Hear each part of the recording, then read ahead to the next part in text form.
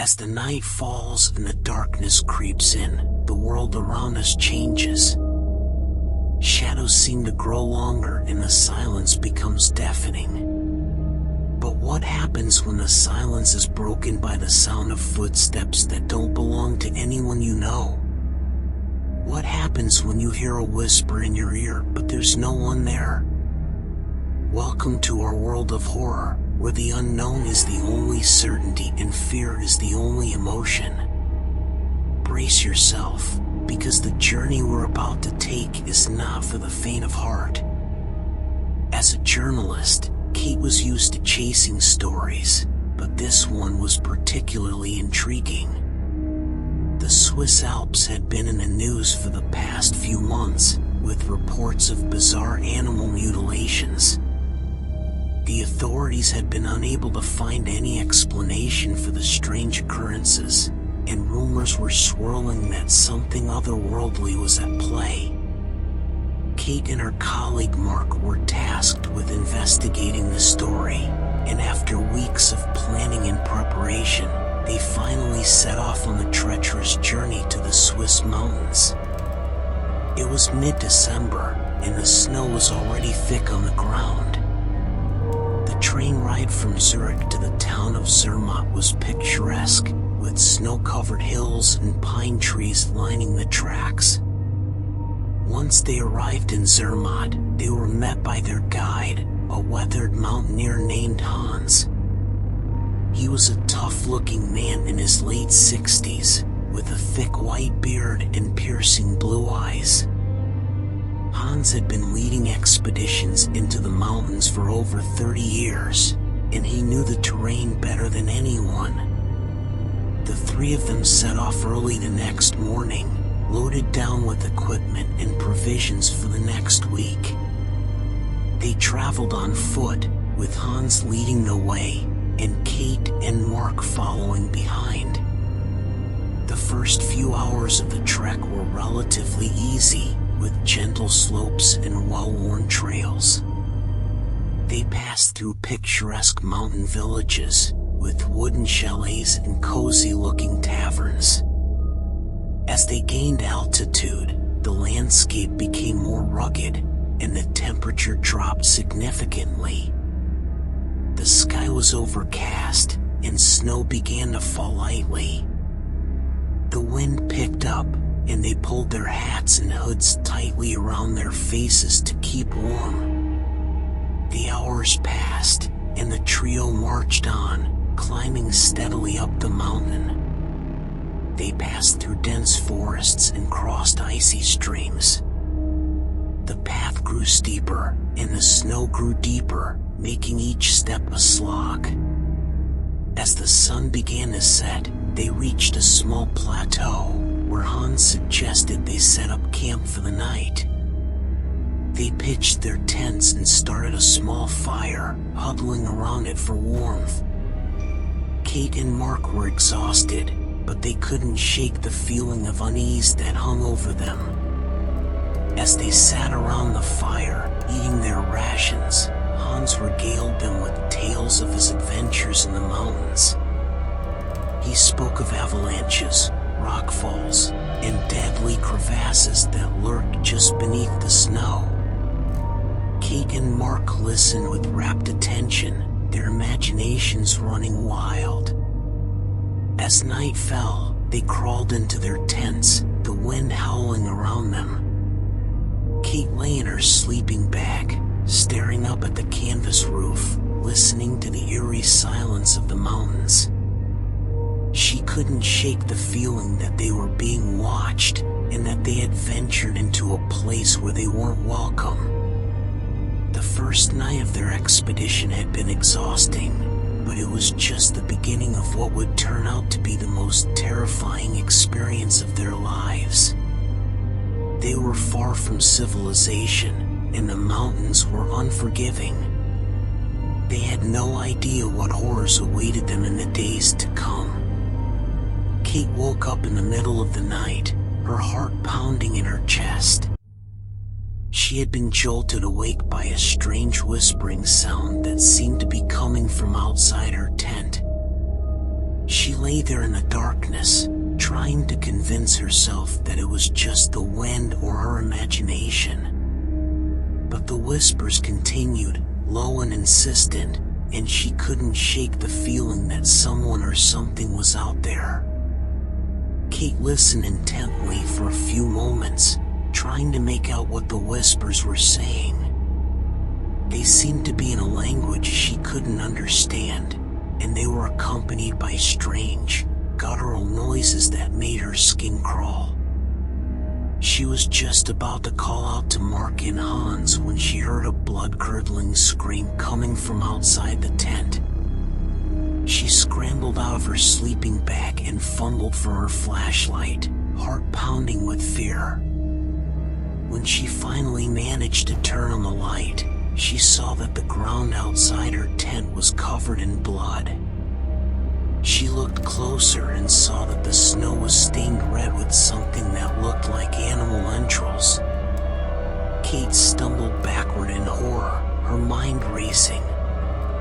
What could have caused this? Was it some kind of wild animal attack? Or was there something more sinister at play? She quickly got dressed and made her way to Mark's tent, calling out to him in a hushed whisper.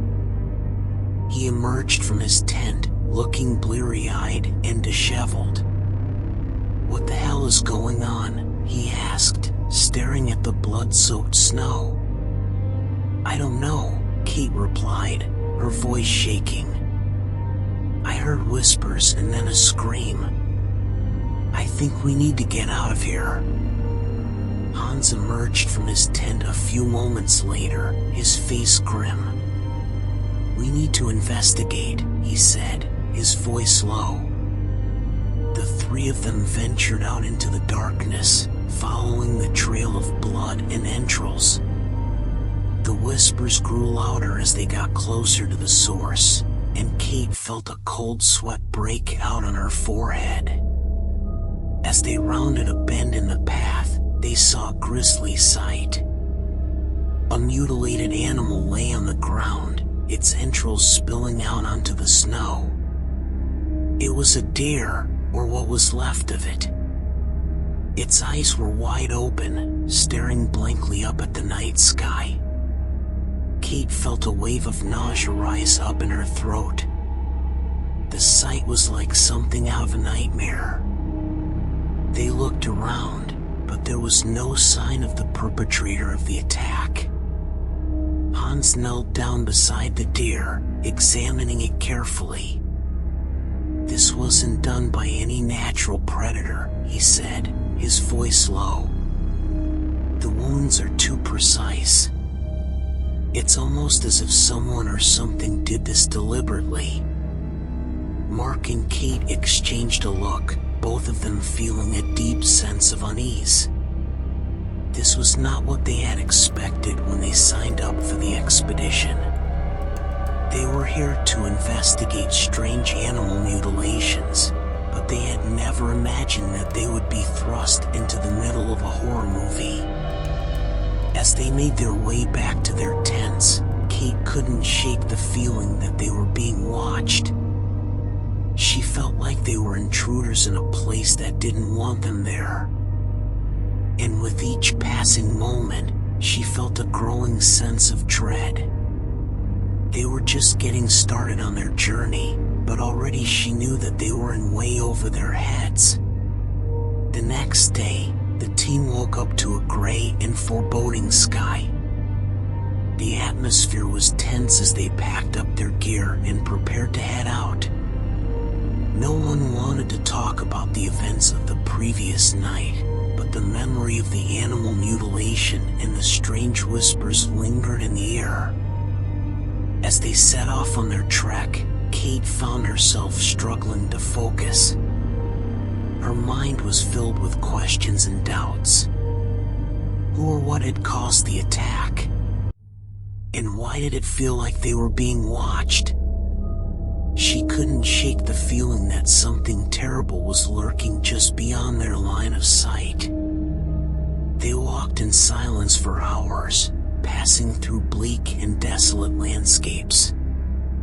The wind howled around them, and the cold seeped into their bones. By mid-afternoon, they had reached a small village that nestled in a valley between two mountains. The village was like something out of a storybook. It was composed of a cluster of wooden buildings, each one adorned with intricate carvings and brightly colored shutters. Smoke rose from chimneys, and the sound of church bells echoed through the air. As they made their way through the village, they attracted the attention of the locals. The villagers were a curious and insular people, and they regarded the team with suspicion. Kate could feel their eyes on her, sizing her up and trying to determine her purpose. Hans approached a man who was chopping wood outside his home and struck up a conversation with him in German. Kate and Mark hung back, watching as Hans talked animatedly with the man, gesturing to the mountains and pointing to their backpacks. After a few minutes of discussion, the man nodded and gestured for them to follow him. He led them down a winding path, past the village's small church and cemetery, and into a large, stone building that sat at the edge of a forest. The building was old and crumbling, but it had an air of mystery about it. The man led them inside, and Kate felt a chill run down her spine. The interior was dimly lit and smelled of must and dampness. As they made their way through the maze-like corridors, Kate saw strange symbols etched into the stone walls. They seemed to be a mixture of old and new, and she couldn't help but feel that they were somehow connected to the whispers and the mutilation from the previous night. Finally, they arrived at a small room that was cluttered with ancient artifacts. There were piles of old books, dusty tomes, and strange-looking instruments. In the corner of the room, there was an old man sitting in a rocking chair, his eyes fixed on a crystal ball that sat on a table in front of him. The man looked up as they entered, his eyes bright and sharp.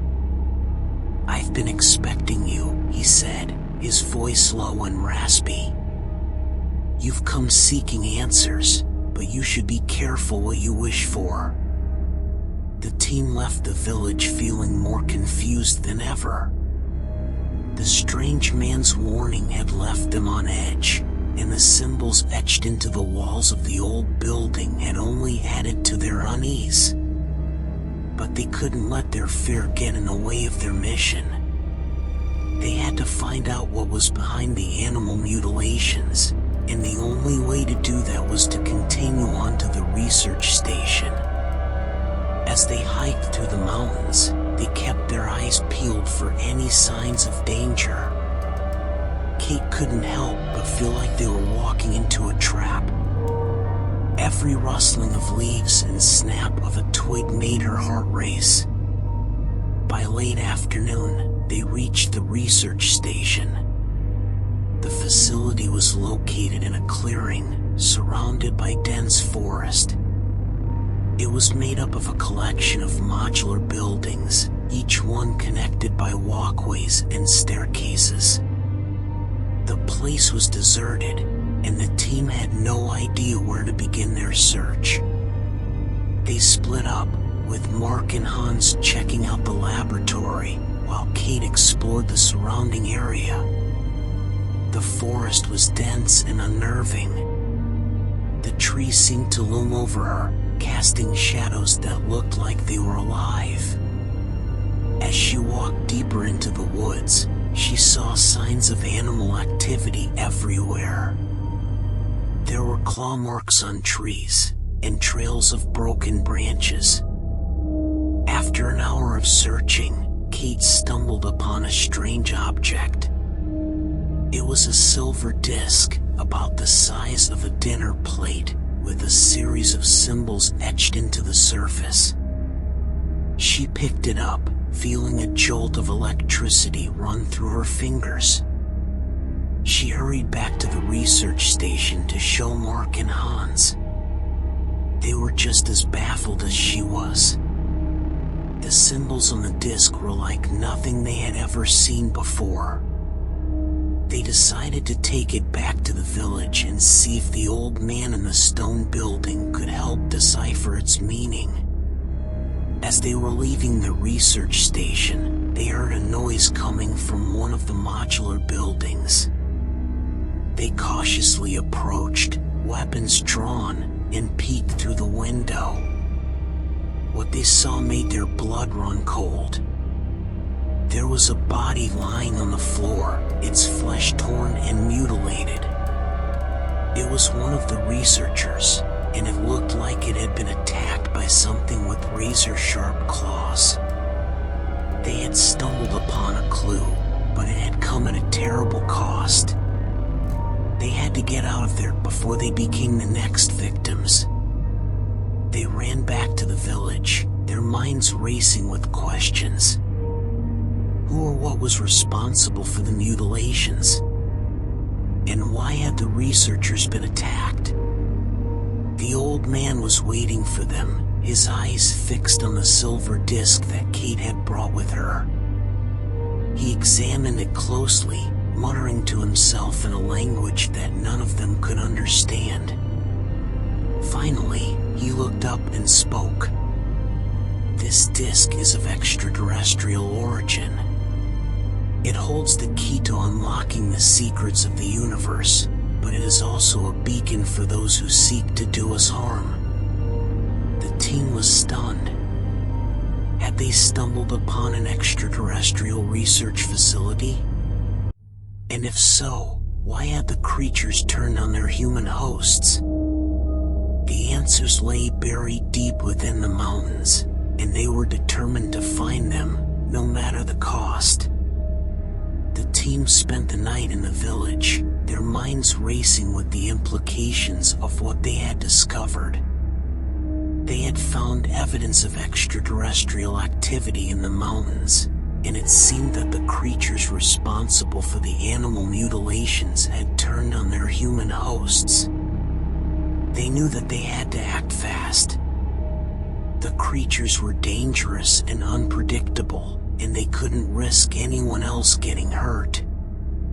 At first light, they set out for the research station, weapons at the ready.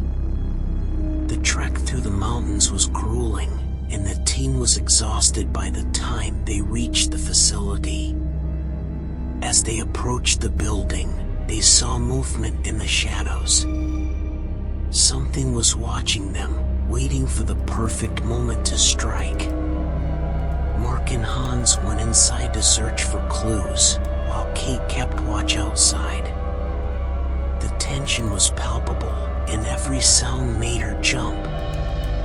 Suddenly, she heard a blood-curdling scream. She ran into the building, gun drawn, to find Mark and Hans fighting for their lives. The creatures were everywhere, crawling along the walls and ceilings, their razor-sharp claws extended. Mark had been slashed across the chest, and Hans was bleeding from a deep gash on his arm. Kate didn't hesitate.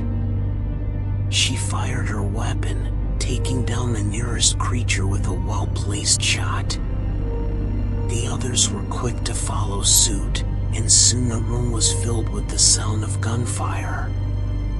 The creatures were fast and agile, but they were no match for the team's combined firepower.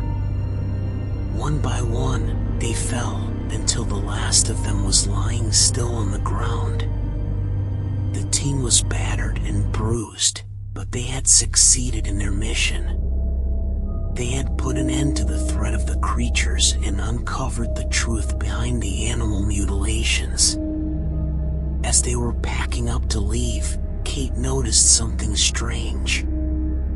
There was a faint humming sound coming from the silver disc. She picked it up, feeling a strange energy coursing through her body. Suddenly, the disc began to glow, and Kate felt herself being lifted off the ground.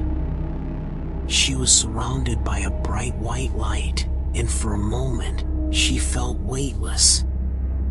When she opened her eyes, she was standing in a vast, open space. There were stars all around her, and she felt like she was floating in space. A voice spoke to her, soft and gentle. "You have been chosen, Kate. You have proven yourself to be brave and resourceful, and we believe that you have what it takes to join our mission." Kate was stunned. "What mission?" she asked. "The mission to explore the universe, to uncover its secrets and unlock its potential. Will you join us?" Kate hesitated for a moment, thinking of all the dangers and uncertainties that lay ahead. But then she thought of the thrill of discovery, the excitement of exploring the unknown. "Yes," she said. "I'll join you." And with that, she was enveloped in the white light once more, and she felt herself being transported to another world. She didn't know what lay ahead, but she knew that she was ready for anything. The universe was waiting, and she was ready to explore its mysteries.